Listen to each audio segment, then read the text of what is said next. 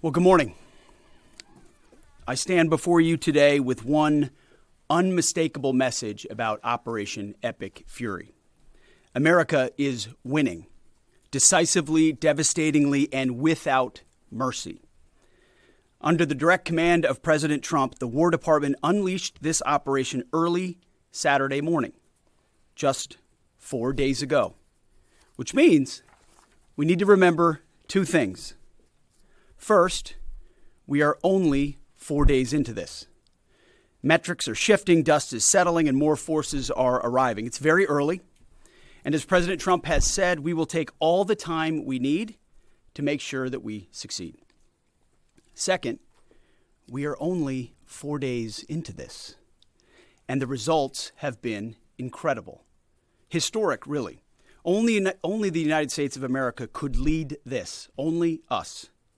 But when you add the Israeli Defense Forces, a devastatingly capable force, the combination is sheer destruction for our radical Islamist Iranian adversaries. They are toast, and they know it. Or at least, soon enough, they will know it. And we have only just begun to hunt, dismantle, demoralize, destroy, and defeat their capabilities, just 4 days in.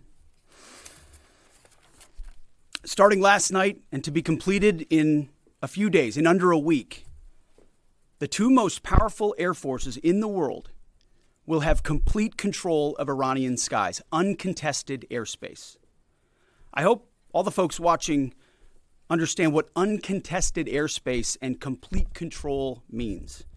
It means we will fly all day, all night, day and night, finding, fixing, and finishing the missiles and defense industrial base of the Iranian military, finding and fixing their leaders and their military leaders, flying over Tehran, flying over Iran, flying over their capital, flying over the IRGC, Iranian leaders looking up and seeing only U.S. and Israeli air power every minute of every day until we decide it's over. And Iran will be able to do nothing about it.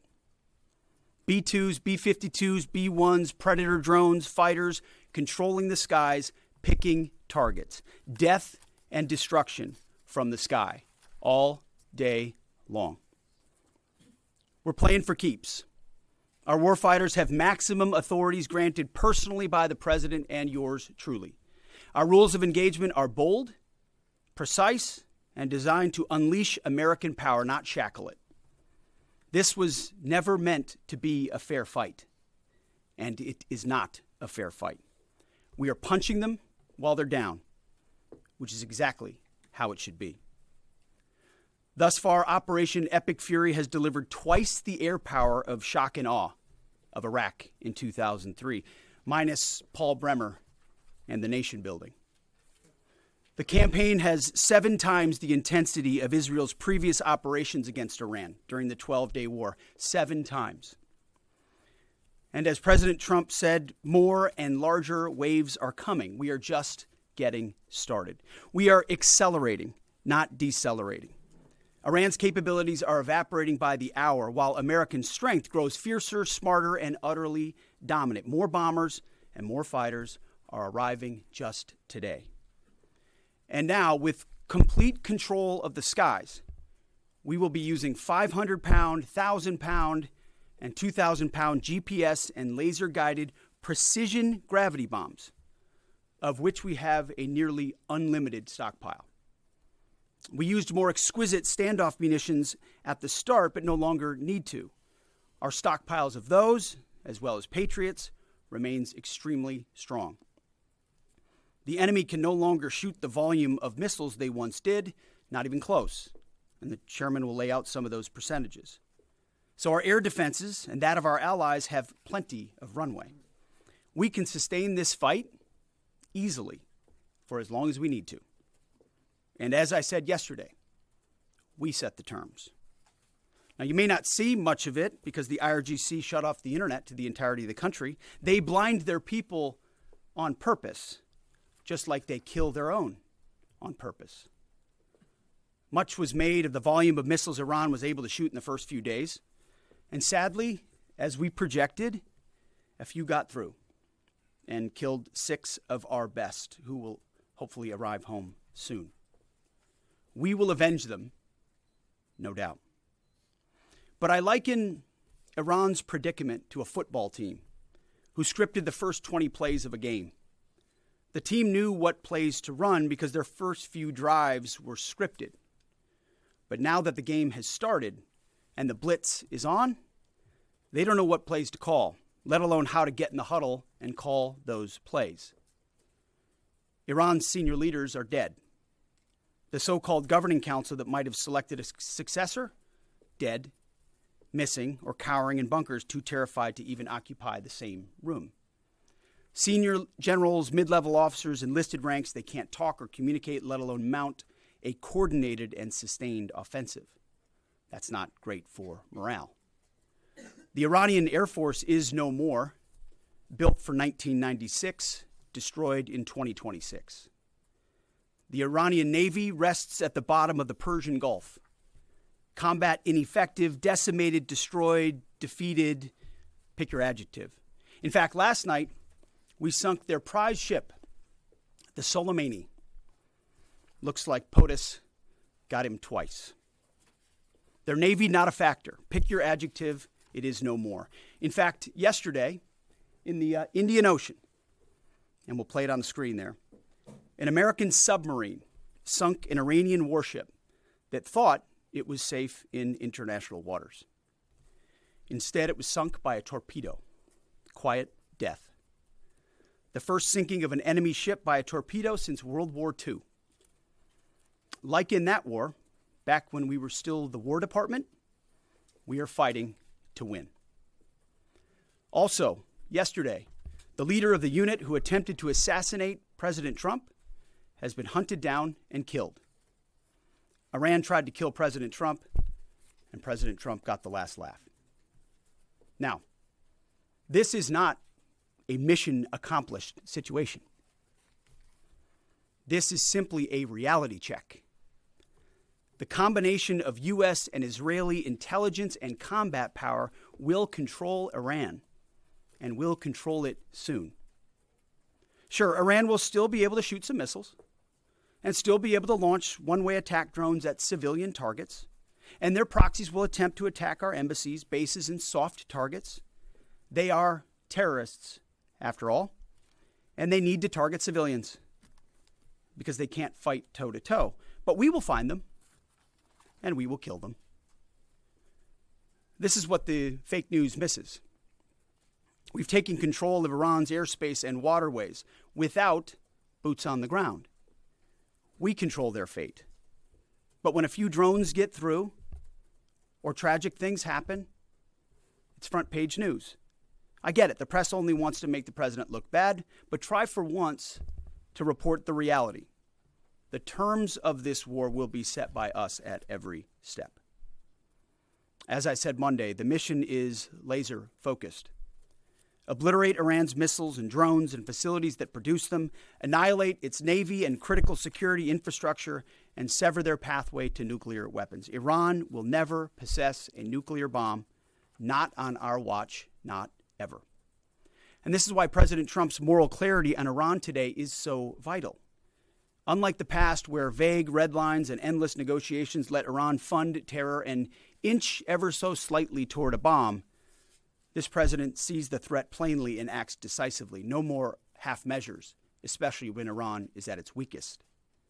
No more letting Tehran play for time while our people pay the price. His leadership ensures that we finish what we start and that we protect our warfighters by crushing the enemy before they can strike again. Our offensive operations, refined through months of relentless preparation, are unstoppable. And our defensive efforts are unprecedented. We have from the start put the protection of our troops ahead of everything else. Before we very publicly built up offensive combat power, we quietly ensured that our defensive posture and power was in place. And as we built up offensive combat power, we moved the vast majority of American troops over 90% of Americans that were on our bases, what we say off the X, out of the range of Iranian fire. Our defensive shield is equally formidable, the most sophisticated air and missile defense network ever fielded. Thousands of Iranian missiles and drones have been intercepted and vaporized. Tens of thousands of American and allied lives protected. We have pushed every counter-UAS system possible forward, sparing no expense or capability. And like I said, this does not mean we can stop everything, but we ensured that the maximum possible defense and maximum possible force protection was set up before we went on offense. In closing, as President Trump told German Chancellor Merz yesterday, Iran negotiated in bad faith, stalling, scheming, and preparing to strike. And we acted decisively to defend our people, our interests, and our allies. President Trump took bold action, putting America first, the kind of bold action that the American people elected him to execute. To our steadfast partner, Israel, your mission is being executed with unmatched skill and iron determination. Fighting shoulder to shoulder with such a capable ally is a true force multiplier and a breath of fresh air. We salute your courage and your contribution. 4 days in, we have only just begun to fight. America fights to win, and in Operation Epic Fury, we are. May God's providence cover and protect our troops always. And with that, I turn it over to the chairman. Thank you, Mr. Secretary, and good morning, everyone. Thank you for being here. I'm here today to provide the American people and those of you in this room an update on Operation Epic Fury. First, it's with profound sadness and gratitude that I share the names of 4 of our 6 fallen heroes, all from the 103rd Sustainment Command, U.S. Army Reserves out of Des Moines, Iowa. Captain Cody Cork, Sergeant First Class Noah Tegens, Sergeant First Class Nicole Amore, and Sergeant Declan Cody. To the families of our fallen, we grieve with you today, and we look forward to welcoming your family members home at Dover in the coming days. Out of respect for the other families, we'll withhold the release of their names until next of kin notification is complete. And either myself or Admiral Cooper will release those names as soon as we can ensure that all of those families have been properly notified. To our Gold Star families, to our wounded warriors and their loved ones, we will never forget your sacrifice. Our nation stands with you, and we are eternally grateful for your courage, your resiliency, your devotion to this mission and to our nation. As the Secretary said, we're 4 days in, 103 hours into this campaign. The operation was again launched with clear military objectives designed to dismantle Iran's ability to project power outside of its borders, both today and in the future. First, we are targeting and eliminating Iran's ballistic missile systems to prevent them from threatening the U.S. Forces, partners, and interests in the region. Second, we are destroying the Iranian Navy, degrading its capacity, capability, and ability to conduct operations, not just in the Central Command AOR, but as the Secretary showed in the video, around the world. Third, we're ensuring Iran cannot rapidly rebuild or reconstitute its combat capability or combat power, and those phases will begin as the campaign continues. As of this morning, U.S. Central Command is making steady progress. Iran's theater ballistic missile shots fired are down 86% from the first day of fighting, with a 23% decrease just in the last 24 hours. And their one-way attack drone shots are down 73% from the opening days. This progress has allowed CENTCOM to establish localized air superiority across the southern flank of the Iranian coast and penetrate their defenses with overwhelming precision and firepower. We will now begin to expand inland, striking progressively deeper into Iranian territory and creating additional freedom of maneuver for U.S. forces. Let me explain a little bit about how we're thinking about staying ahead of the enemy. First, over the past several weeks, Admiral Cooper and the CENTCOM team have refined their operational approach to the region. Their planners identified key centers of gravity that would allow Iran to project power outside of its borders. They thought about how to isolate critical vulnerabilities and determined where, with precision, the greatest strategic effect could be achieved. As a result of this, CENTCOM is now shifting in day 4 already from large, deliberate strike packages using standoff munitions at range outside an enemy's ability to shoot at us, now into stand-in precision strikes overhead Iran. As the Secretary said, this is a point of munitions transition from standoff munitions to stand-in munitions like Joint Direct Attack munitions, which are GPS-aided free-fall weapons, and other things like Hellfires, etc. This will allow the joint force to deliver significantly increased precision effects on the target. The throttle is coming up, as the Secretary said, as opposed to ramping down. This will allow us to maintain consistent pressure on the adversary over the coming days, disrupt their launch timelines, and impose cost every day around the clock. I know there have been a lot of questions about munitions. We have sufficient precision munitions for the task at hand, both on the offense and defense. But I want to tell you, teammates, as a matter of practice, I don't want to be talking about quantities. And I know there's been a great debate about that, and I appreciate the interest, but just know that we consider that an operational security matter. Let me flip to the map here. Hopefully I don't kill anybody with a laser pointer. As I mentioned earlier, and for you with the camera right there, my friend, I hope I don't ricochet off and hurt you. Over the initial days, the U.S. Joint Forces continued to attack and attrit ballistic missile capabilities as well as integrated air defense capabilities along the southern axis.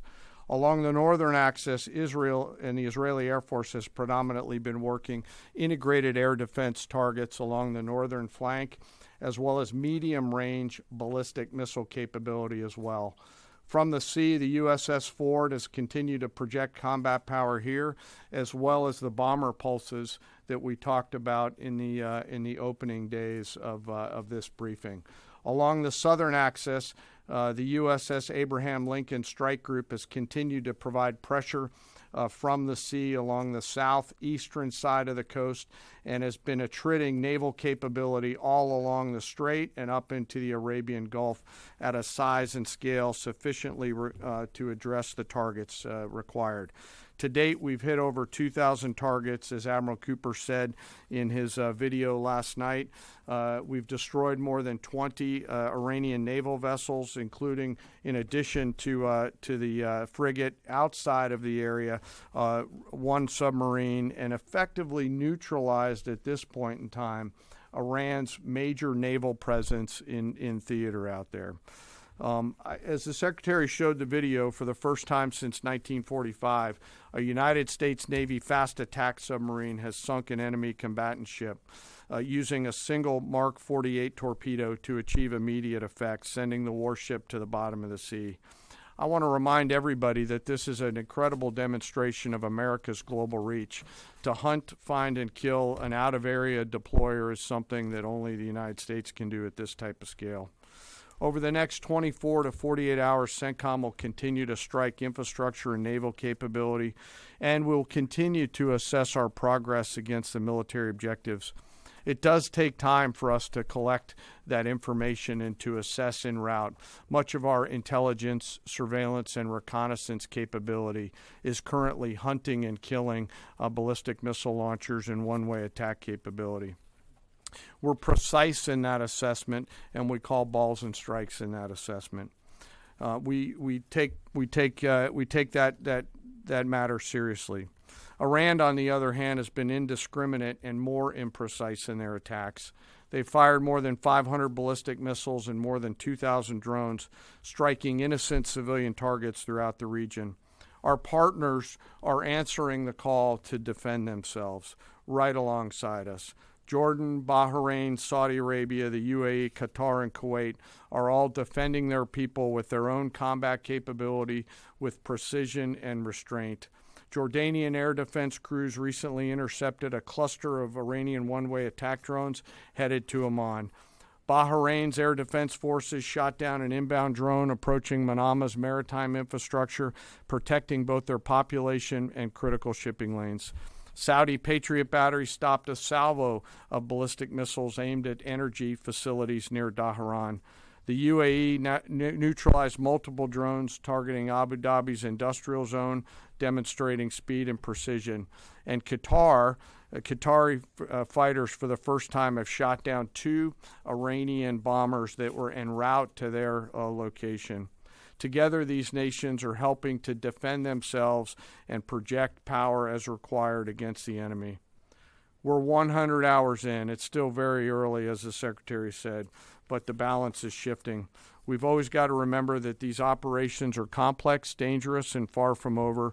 Our soldiers, sailors, airmen, Marines, Guardians, and Coast Guardsmen remain in harm's way, and we must be clear-eyed that the risk is still high. This is combat. Let us never forget this. As we continue, I ask that we hold all of our deployed teammates in our thoughts, those standing the watch, flying the sorties, sustaining the fight, and carrying our nation's burden. And I'll stop where I started, and that's remembering our 6 fallen who will return home as soon as possible. I remain humbled, grateful, inspired by every day the valor and professionalism of our joint force. They are quiet professionals through and through, out there doing America's work through the day and through the darkness. And with that, I'll take your questions along with the Secretary. Go ahead. What do you assess the enemy's control and command status is right now? And can you broadly describe our decisive point in this operation? Well, I won't describe the decisive point in the operation because that would tell the bad guys what it was. That's a good question, though. I appreciate the question. Their C2 structures in a bad way. Admiral Cooper's been continuing to pressure C2 at the IRGC C2 and other military elements, and will continue to do so. Thank you for the question. Thank you, Secretary Hegseth. Mary Margaret with the Daily Wire. Couple questions for you and then one for General Caine. Can you tell us more about how we took out the leader who was the leader of the group that was trying to assassinate President Trump? And then Turkey's defense ministry says NATO air defense systems intercepted an Iranian ballistic missile headed towards Turkish airspace. Could this trigger NATO's Article 5, and was it the U.S. who shot it down? On the first question, we've known for a long time that Iran had intentions on trying to kill President Trump and or other U.S. Officials. And while that was not the focus of the effort by any stretch of the imagination, in fact, never raised by the president or anybody else, I ensured and others ensured that those who were responsible for that were eventually part of the target list. It wasn't the beginning of the effort. We were focused on missiles and launchers, and that's the focus. But ultimately, if we had the opportunity to get at those who are trying to get at Americans specifically, we would. And so we eventually had the opportunity to do that from the air. And then on the matter with Turkey, I'll have to get back to you on exactly what the intercept looked like at that. We're aware of that particular engagement, although no sense that it would trigger anything like Article 5. No. Tie right there. You got a tie on. Yeah. Thank you. Come back with the BBC. Can you give us an update on what the administration knows, what you know now about the reported strike on a girls' school in southern Iran on Saturday? All I can say is that we're investigating that. We, of course, never target civilian targets, but we're taking a look and investigating that. Red tie in front. Just on the basis that with the information you would have, your reconnaissance abilities, ability to gather information, I mean, it's several days on now. So is there any clarity on whose munition this was? We're investigating it. Thank you. Secretary, so there are reports that the administration is considering arming Iranian Kurdish groups. So could you please clarify that whether any such plan has been authorized and whether Congress or regional partners has been notified and consulted? All I would say is none of our objectives are premised on the support or the arming of any particular force. So what other entities may be doing, we're aware of, but our objectives aren't centered on that. Green. right there. Yeah, thank you, Mr. Secretary. Mike Lynn, Washington Times. Can you talk a little bit about the deconfliction process that's going on? You have two parallel operations, Epic Fury and Roaring Lion. How are you making sure they're not interfering with each other? Sure, I'm happy to take that. Thank you for the question. We have liaison officers on both sides. There are U.S. CENTCOM teammates out in Israel, and there are Israeli Defense Force teammates at the relevant command and control nodes within the U.S. CENTCOM enterprise. Routinely, Admiral Cooper is talking to the IDF Chief of Defense, and I will occasionally speak to him through the arc of this. I've spoken to him a few times already. That allows us to coordinate, integrate, and synchronize activities while maintaining separate efforts. And when I said a breath of fresh air, I really meant it. Usually it's us with some ancillary benefits from allies who are maybe willing but not as capable. When you have both the will and the capability of an ally that can really bring things to bear, we take certain targets, they take certain targets, and we coordinate it. It has incredible effects. Right here. Secretary Hegseth, with respect to House Minority Leader Hakeem Jeffrey's statement that the Iran mission will end in failure, what kind of message does that send to our enemies, and what does it do to the motivation of our troops? Well, I've been through that movie before with the Democrats rooting against the country. Our generation saw that in our battlefields. I think it's pretty unprecedented and unfortunate that it would occur 4 days in to an operation where, as the chairman laid out, America's best are operating in an incredibly challenging environment where they're having incredible success, but they're meeting a determined adversary. And he's been privy to briefs that we've provided. He knows how effective this has been. He's being disingenuous, which we're used to. Right here. Thank you for taking my question. Heather Mullins, Lindell TV. One of the questions I have is just really regarding the intelligence that indicated that this was something the U.S. had to get involved with at the time that you guys did. We had Operation Midnight Hammer back in June. We obliterated their nuclear facilities.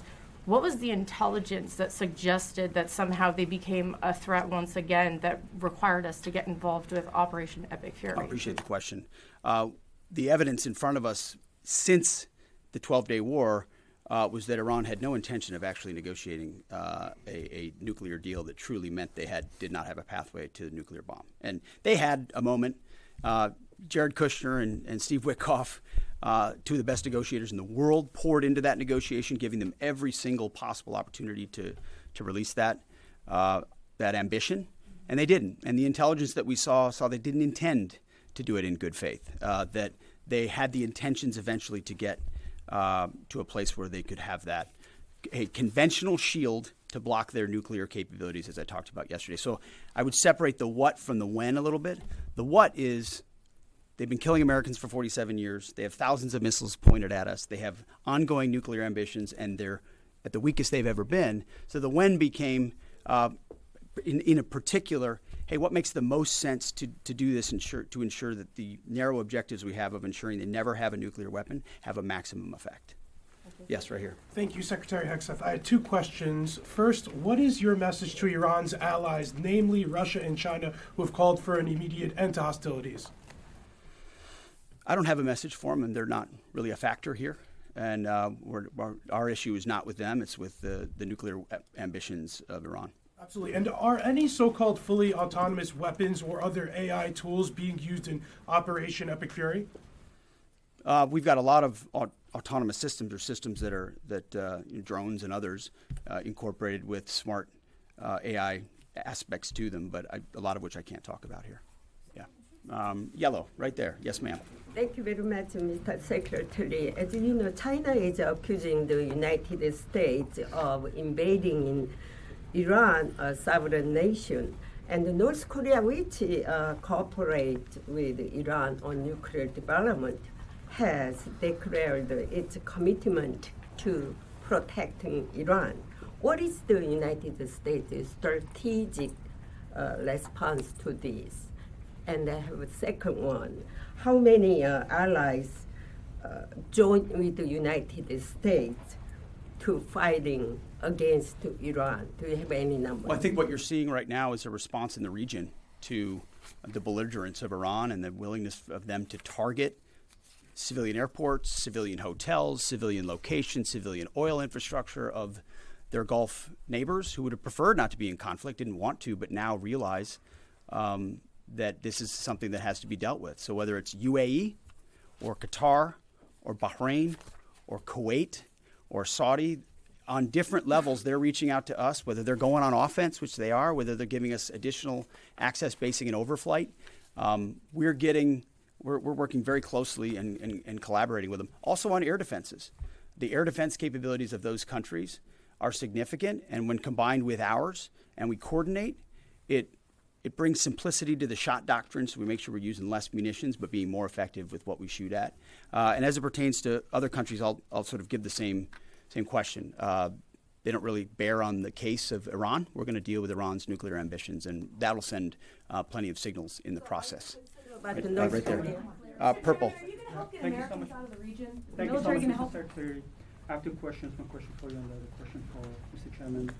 You ruled out that you are not engaging with the Kurdish forces, Iranian Kurdish forces, to incursion from the Kurdistan region to Iran. But now and today, Iranian said that under threatening the Kurdistan region, they said clearly if there is any incursion from the Kurdistan region, they will attack all the Kurdistan region and go war with the Kurdistan region. What's your comment on that? And a question for Mr. Chairman.